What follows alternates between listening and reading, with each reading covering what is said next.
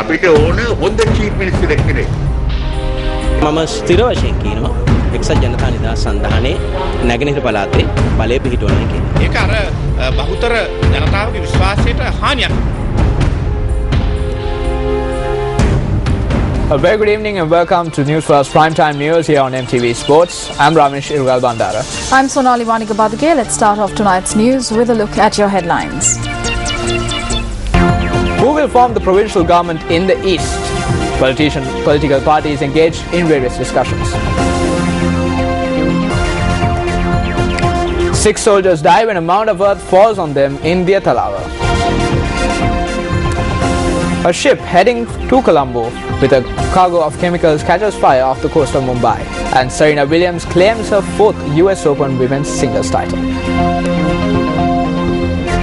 On to the news in detail. 6 soldiers died at the Diatalava army camp when an earth embankment collapsed on them. 2 other soldiers who sustained injuries in the incident are currently receiving treatment at the Diatalava base hospital. A group of soldiers met this fate at the Diatalava camp when they were constructing the foundation for a wall near an earth embankment. Acting Army media spokesperson Brigadier G.V. Ravipriya stated that the deceased soldiers were attached to the Army Special Forces. While 5 soldiers died upon admission to the Diatalava base hospital, another soldier died while being treated at the hospital.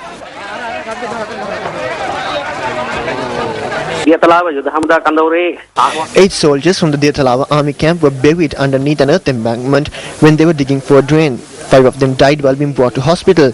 Another died after being admitted to the hospital. Another 2 have been admitted to the hospital for treatment. The medical superintendent of the Diatalava base hospital, Dr. Ranjit Amarakon, stated that the 2 soldiers who are currently receiving treatment are out of danger. The fire that broke out on a vessel carrying a cargo of chemicals to Sri Lanka has been contained. The vessel had been off the coast of Mumbai when the fire broke out last afternoon. Now, Indian media reported that Coast Guard units took over 6 hours to bring the fire under control. The fire had erupted on the vessel known as MV Amsterdam Bridge. India media reported that the vessel was carrying 54,405 tons of chemical cargo. The reports also stated that the chemical cargo was hazardous and noxious in nature and would have a detrimental effect on human and marine life if released into the marine environment. Indian media reported that 2 Coast Guard ships were passed into action when the fire broke out on the Antigua and Barbuda flag cargo vessel and the crew being immediately rescued. According to Reuters, 21 crew members comprising of 4 Ukrainians, 13 Filipinos and 3 Myanmar nationals were aboard the vessel. Indian media reports state that the vessel was due to reach Colombo tomorrow. Convening a media briefing today, Minister of Agrarian Services and Wildlife S.M. Chandrasena stated that he believes the President will make the right decision when appointing a Chief Minister to the North Central Province.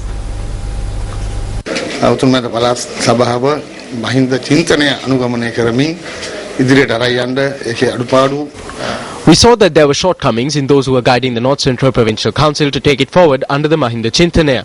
As a far-sighted leader, the President will soon make the right decision on the Chief Minister post in the North Central Provincial Council. We will wait until then. Whatever decision the President takes, me and my brother will respect it.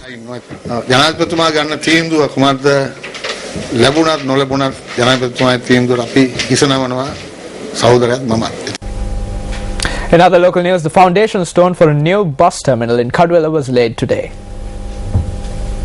Many ministers and parliamentarians participated in the foundation stone laying ceremony.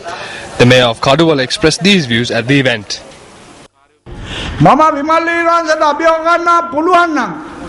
Vimal Weerawansa has spoken nonsense. He had said that his party had contested a loan and it was a big thing to win a seat in the council. I am challenging Vimal Weerawansa to resign from the government and try not to win the seats of his henchmen but his own seat. He will not be in a position to distribute loan forms and roofing sheets. Devotees thronged in their thousands today as well to pay homage to the sacred Kapilavastu relics at the Hunupitiya Gangarama Viharaya. The relics will be taken to the Kalaniya Raja Mahaviharaya tomorrow following a Buddha Puja in the morning. The Buddha Puja, which was held for the Kapilavastu relics this morning, was telecast live by News First.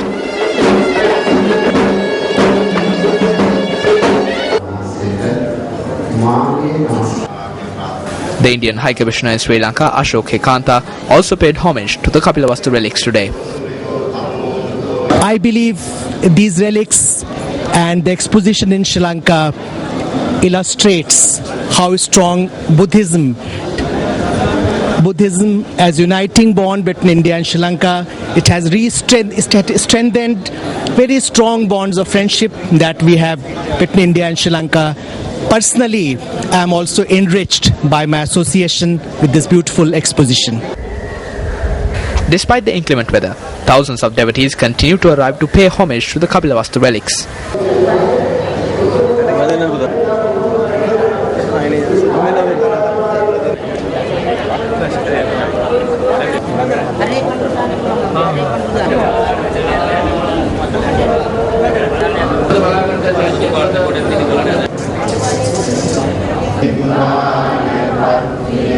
A special program was implemented to provide an opportunity for all devotees arriving at the Gangaram Viharaya to pay homage to the relics, as today is the last day of the special exposition of the relics at the temple.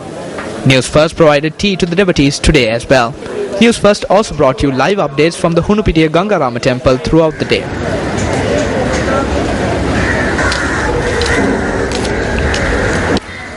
Meanwhile, devotees have been lining the streets around the Kalniya Rajamahaviharaya since this evening to catch a glimpse of the Kapilavastu relics, which will be brought to the Viharaya tomorrow. News First will bring you updates from the Kalniya Rajamahaviharaya as well. Well, the students of the Northwestern University carried out a protest march today. Our correspondent stated that traffic was disrupted on the Chilla-Kurunegala road owing to the protest.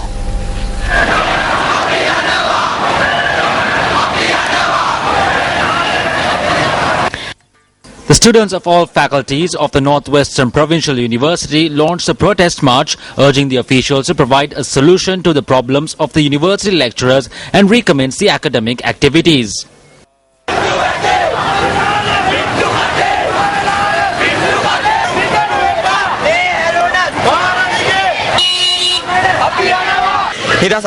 We have taken to the streets to raise our voice against a small group of politicians who made use of the free education system to gain university admission, but is now making attempts to deprive the younger generation of its opportunity.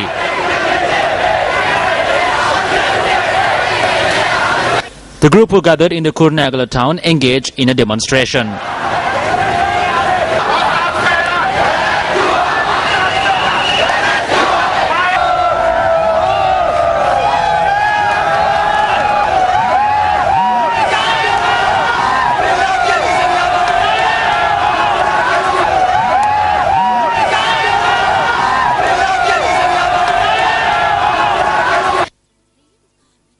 Meanwhile, a Satyagraha campaign launched by the United Students Association of the University of Colombo ended today. The Satyagraha campaign was launched to call on the authorities to look into the demands of the university lecturers and recommence academic activities. The students stated that they were forced to call off the Satyagraha following an order from the police.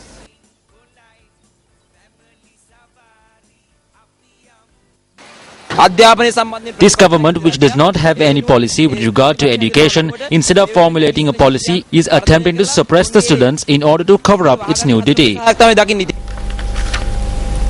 You're watching News First Primetime News here on MTV Sports. Up next is a look at Action TV.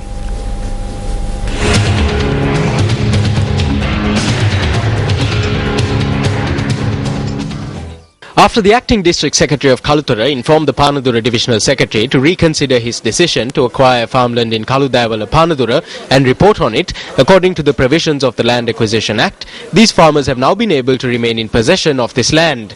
This land, which also contains a paddy field, was bequeathed to the King George V Memorial Elders Home by a wealthy benefactor 52 years ago. On several previous occasions, Action TV pointed out that there are serious doubts regarding the divisional secretary's actions with regard to the farmland and his actions to take over the possession of the said land. This was proved by a letter from the Kaluthara District Agrarian Services Development Assistant Commissioner to the Panadura divisional secretary, which was sent on the 29th of August. In this letter, the Assistant Commissioner had stated that any person misusing the farmland for non-agricultural purposes would be guilty of an offence under the Agrarian Services Act. Upon receiving the Assistant Commissioner's letter, Earlier, the Panadura Divisional Secretary expressed these views to Action TV. I received a letter from the Assistant Commissioner, therefore I am bound to act according to the court decision, and in the future I will work according to it. Following this letter, the Assistant District Secretary in a letter to the Panadura Divisional Secretary stated that it is an offence to fill up agricultural land which is currently being utilised for agricultural purposes. Meanwhile, evidence was to be led in a case filed by the police in 2004 against a group including a Pradeshya Sabha member of Panadura on 5 charges, including trespassing and attempting to fill up this farmland. The case came before the acting magistrate of Panadura today and was postponed to the 10th of December. In 2006, a permanent injunction was issued against the refilling of this farmland by the Panadura magistrate in a case filed by the Agrarian Services Department, where the same Pradeshya Sabha member is named as one of the respondents.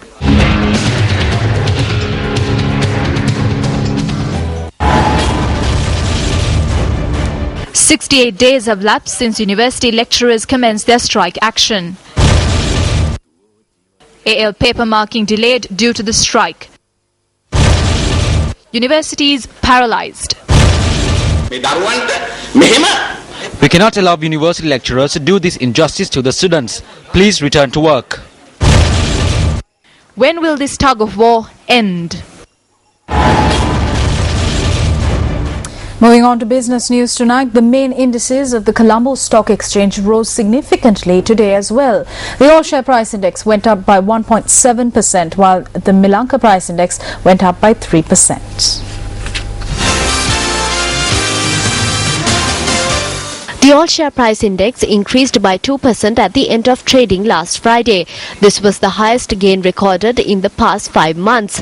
The all-share price index gained 95.18 points from Friday's close, while the Milanka price index gained 155 points. Since the 23rd of August, the benchmark index has gained 11%. The final rites of the late Vimala Iddamalgoda, the mother of Minister of Education Bandura Gunawardena, were performed at the Purala Cemetery this afternoon.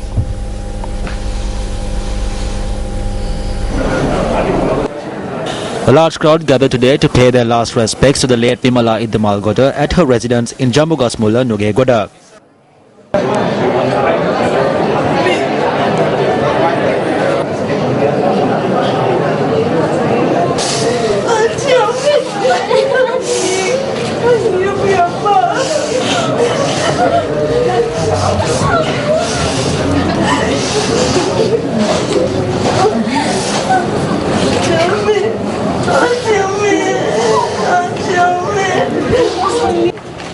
The cortege arrived at the Purala Cemetery at around 3 p.m. from Nugegoda.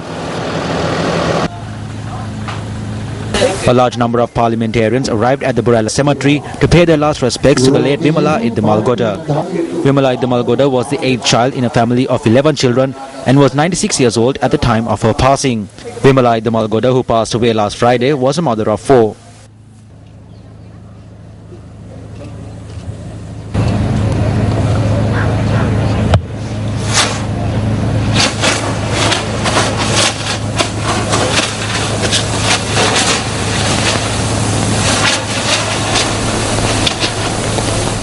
And with that, we're going for a short commercial break.